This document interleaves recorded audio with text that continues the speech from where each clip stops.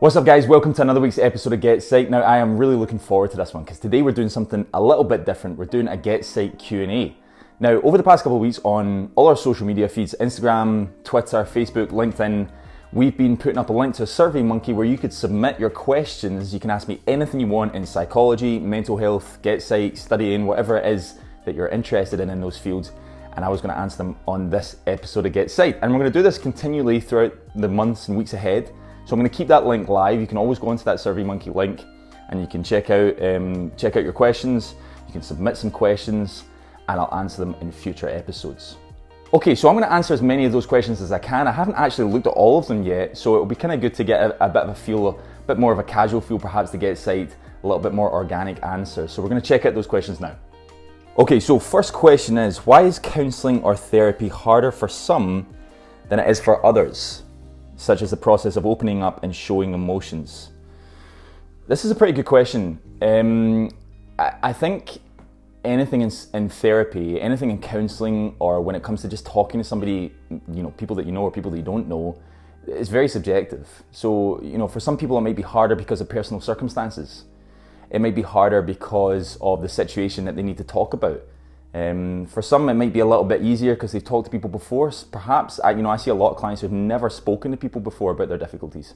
I see a lot of clients actually who, in the space of like 30 seconds, tell me more than they've told anybody in their whole life. So there's something really about the barriers that are experienced in therapy from people who have just never spoken to others before. So I think there's something to be said in that some people find it really difficult just because this is a first experience. I also think that stigma comes into play here. And I think, in therapy and counselling in general, it's stigmatized. We often think that people that experience mental health difficulties or are diagnosed with a mental illness, or people who access therapy, we have a certain stigmatization around that, even in 2020. So there's still some barriers that people need to overcome, and that can make it really difficult in accessing therapy. It can make it very difficult in opening up as well. So I think that's a big barrier there as well. That's a big challenge. And I think it depends on demographics. For men, my research is in men's mental health. And for men, it's a hugely stigmatized entity to actually come into therapy. That's like a big deal. Yeah, you have to overcome a lot of stigmatization in order to do that. It's not really cohesive with what we think stereotypical men should be. So there might be something in that as well based on your demographic. I know that stigmatizations also work for women as well, of course. So there's barriers in that sense as well. I also think even, based on your upbringing, if you've been in an environment, in a family or around people who, express their emotions constructively, who talk to one another when they're having difficulties, it's going to be easier for you to open up. If you've not been experienced in such an environment, then it's going to be much harder. And I even see that in therapy sometimes. People eventually, sometimes after years of considering it, they eventually get to therapy and it's still really, really hard for them to open up. It takes a number of sessions for them to get more comfortable. That's got a lot to do with what they've been exposed to growing up and what their family systems have been like. Okay, so this question is for people who have psychology degrees or psychology students, and it says, what can you do with a psychology degree when you don't think progressing forward as a psychologist will be possible due to lack of funding, lack of experience, and average grades? So there's a couple of things that stand out to me in this. First of all, I'm going to answer your question directly. There's lots of things that you can do with a psychology degree. It's actually one of those degrees that can be it can work within a multitude of different industries. Basically, when you're working in psychology, or when you have a degree in psychology rather, you're showing that you understand people. You're showing that you have a level of expertise that few others do about human behavior, about human cognition, about how people work with one another, about how they work on their own as well. And those are skills that are really transferable to different industries. I know some people who did psychology undergraduate with me who went into HR, for example. That's a really good avenue for somebody with a psychology degree. I know people that went into teaching. I know people that went into the police force. I know people that even worked in government. So, there's something really valuable about a psychology degree. It doesn't necessarily mean that you have to go on to become a psychologist. Remember, I've said before that having a psychology undergraduate degree doesn't make you a psychologist. You have to have continual training and expertise in that in order for that to happen. But there are plenty of options for you going forward with just an undergrad. So there's definitely something there to be said. There's plenty of options career path-wise. A psychology degree can be really, really valuable. There's a lot of skills in it. The next part of your question, due to lack of funding, lack of experience and average grades, I don't want to say don't let that be a barrier, but don't let that be a barrier. It's kind of, I think, yes, lack of funding can be challenging. I know plenty of people who work alongside the degree. I know I work alongside my degree as well. That doesn't necessarily fully fund my degree. I'm not gonna say that it does, but there are ways in which you can self-fund degrees. You can go part-time, you can work alongside that degree, you can take out a loan. So there are funding options. There's also psychology doctorates that are fully funded. You know, the clinical psychology doctorate in the UK is £26,000 a year that you get paid in order to just do the doctorate. So there's options there. I think lack of experience is another thing that can be addressed. You know, going out and volunteering during your degree, which things that I did, I've spoken to many people about that before your degree as well, gaining experience on telephone helpline services, that kind of thing, like counselling services, working with young people with additional support needs, working as a support worker, a healthcare worker. All of these things are options for you and they can develop your experience. And having average grades, I wouldn't let that bother you either. Like, you know, I did my undergrad in social sciences, and I've said to people before, it was a different time in my life, but I got a 2-2 out of that. I barely got very many hires. I've got 3 or 4 hires, managed to get into university, didn't do so well, and then did a conversion course in psychology and did much better. So I wouldn't let average grades deter you from advancing in a career in psychology, but if a career in psychology isn't for you, there are plenty of options too. Okay, next question is about GetPsyched in particular, and it says, you always say we, who is part of GetPsyched? So like, I always say we in my social media. I even probably say it on the YouTube videos as well, actually. There is really no one else who does work with GetPsyched. I have a guy who now and again does some software development work for me. He built the website, amazing guy, did some really, really good work for us. I said us again, it's just me for GetPsyched.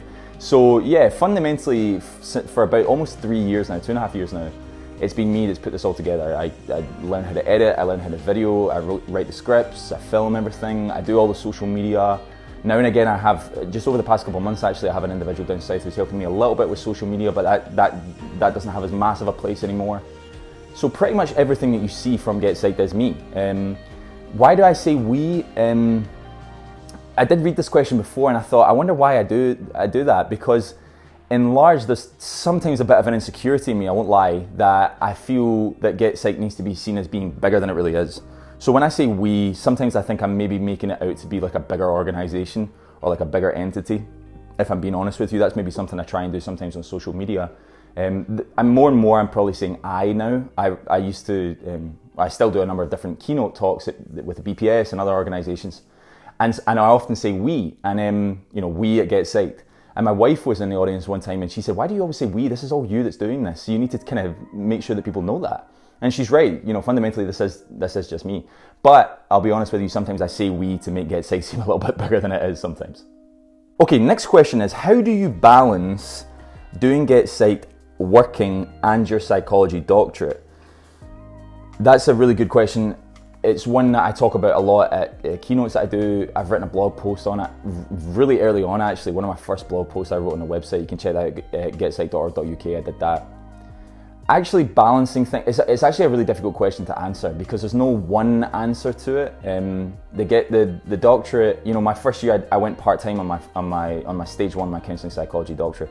So what that did was in 2007, I started in 2016, the summer 2016. Come the summer of 2017, I actually was done for that summer. I didn't have any work to do and I just had to wait for the next semester for me to then go full-time in stage 2. So I had a summer of working and a little bit more free time, and I really wanted to make an effort to put myself out there, to do something new, something different. And so GetPsyched was kind of what came to my mind. I wanted to do something on social media and YouTube. How I actually go about balancing it is I'm really quite strict with my time. I work every day. I get up in the morning every day. I get up early every day. I don't really lie in or anything like that. I'm not saying that this is like impressive or something that you guys need to do. I'm just telling you how I do it. So I do a lot of work early morning before really the day gets going, and that helps. I have a real structure to my time. So, for example, Thursdays, like today's a Thursday. This is going to go out next Monday, but today's a Thursday. I'll shoot videos on Thursdays. Usually I'll shoot 3 videos, so I don't have to shoot every week. Sometimes I have to shoot every week, but I don't always do that. I get a lot of people write for GetPsyched, you know, after it's built up, people want to write for me, so the blog posts, I don't really write them anymore. I write some, but I get guest bloggers to do that more often. Sunday mornings, early Sunday mornings are GetPsyched video editing time, so I'll edit the video for that Monday. Saturdays are uni work. So I have, I'm in uni on Fridays. I work Monday, Tuesday, Wednesday with clients. So I have a real strict parameter of my time. Thursdays as well, the rest of my day is used up with uni work. The other thing I do is I start everything early. So my uni assignments, I start them all really, really early. As soon as I get wind of what the assignment is, even if it's 6-7 months down the line, I'm starting that essay right now.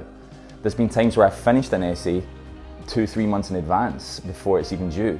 And I prefer working like that. It means I'm not stressed out toward deadlines where I'm thinking I've got to do GetPsyched stuff, I've got to do other kind of things like that. So that helps with the balance. I think it's about, number one for me is about being organized. I have daily goals every day. I have goals that I want to accomplish. I have tasks that I want to accomplish, and I make sure to get them done that day. And I spread them out over the days and weeks ahead. So I know I'm not having like one day where I've got an impossible amount of tasks to do. That just wouldn't be feasible. So I'm kind of pretty strict with my time. How I balance it as well, I make sure I have contrast in my life, hanging out with my wife, my friends, that's really important to me. My family, that's really important. And going to the gym, I do that 5 times a week, that's really important. And I find that sounds like it might take up more time, but I actually find that helps with time management. It helps with being able to juggle these things because I'm doing something that's contrasting to what I do here and what I do in my doctorate. So kind of in short, that's really what it's about, like balancing that time. It's not always easy and it's not always one answer, but hopefully that gives you a little bit of an insight into kind of how I balance it all. So this is a little bit of a long question, but I'm going to kind of break it down. It says, I'm still not sure what area of psychology I want to go into. I've heard some people say that although applied, such as clinical counselling psychology, is more competitive to get into, it is more stable career option over the long term. Apparently it's really hard to even get onto a postdoctoral position in university. Any thoughts on this and any advice for people thinking about making psychology a life career? PS, big fan of the videos. Keep up the good work. Thank you very much for your comments. Regarding your question, this again is a question I get asked every week. I get messages, I get DMs all the time about people that aren't sure what to do with psychology. What I would say is if you're thinking about becoming a psychologist, you do want to be thinking a little bit about career options. So things like counselling and clinical psychology, yeah, you're probably more likely to get jobs out of those at the end. Keeping in mind that you will get paid for the clinical psychology doctorate. Currently, that may change, and you will have to fund yourself the counselling psychology one, the one that I'm on. That probably won't change. So you want to keep that in mind. It makes it more competitive. The clinical psychology one at times can become more competitive because there's a financial element to it. The counselling psychology one is very competitive too. So there's something to be said about gaining experience. With regards to what it is you want to do, I don't think understanding what you want to do in psychology comes from thinking about it. I think it comes from doing something about it. So if you're not sure if you want to do counselling, go and volunteer at a counselling helpline service. Find out if you don't want to do it or not. If you're not sure about working as a clinical psychologist, go and work in childhood brain injury or something like that. Go and work with additional support needs. Go and work with learning difficulties, some settings that clinical psychologists might go and work in, even in prisons and things. There's plenty of volunteer opportunities there. So my response to that would be you have to go and actually do things rather than think about what you want to do. So that's kind of how I would structure that. If you are concerned about long-term career options, I don't want to say, like occupational psychology, health psychology, sports and exercise psychology, there's plenty of options in there as well. I do think there's more career options as a counselling or clinical psychologist. You'll probably hear people say otherwise. I think that's just my opinion. So you maybe want to think a little bit along those lines. There are also different industries within those sects of psychology. So you can go down the kind of practical route where you're seeing clients. You can be working within a multidisciplinary team. You can be working at a university in research. Again, it's not about thinking about these things. It's actually about doing them, developing some experience, and then you'll figure out what you want to do. Okay guys, that's all the questions we've got time for today. Going to keep that link alive, the SurveyMonkey link. Make sure you check that out. You can submit your questions at any point, and hopefully in the coming weeks, we'll do another Q&A and I'll answer some more of your questions. All right guys, thanks so much for watching this week's episode of GetPsyched. If you've been enjoying today's video, then you're definitely going to enjoy this video from GetPsyched from just last week. And if you've been enjoying GetPsyched as a whole, make sure to subscribe to the channel. You can hit that little bell next to the subscribe button and you'll get weekly reminders every time I upload. Thanks so much for watching again, guys, and hopefully catch you next week.